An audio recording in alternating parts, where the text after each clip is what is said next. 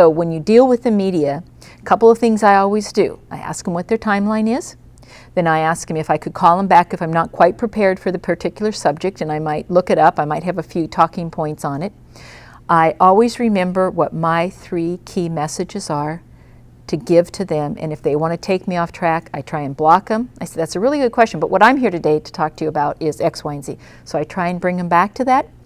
I stand up. If I'm in my office being interviewed, I always stand up and talk to the reporter. I feel like I'm less short of breath or sound less short of breath.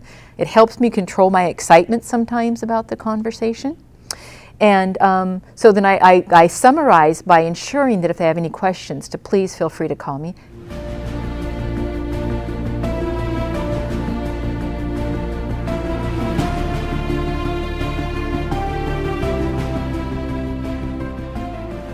With this last one that I just did with the Kaiser Press, I've never pitched a story before. I pitched that story, and I had to convince the author to write it for me, and gave her a compelling story so that she took it to her editor that day, and right after the meeting she texted me back and said, Pat, we're doing this story. So I was really proud of that, because pitching a story and helping them understand the importance of your topic, that it is something that affects more than just you, that it's really about the people of California. In this case, it's about young nurses getting their license or whatever. And so I was passionate about that, but I had my data.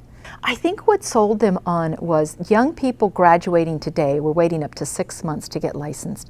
And I shared with them some of the data of their success in passing the NCLEX that far out of school. But more importantly, these are young people that have loans they have to repay, and the people that are, they've got the loans through aren't going to wait because the BRN won't license them. So I said, this is really an economic impact. And the second factor is huge.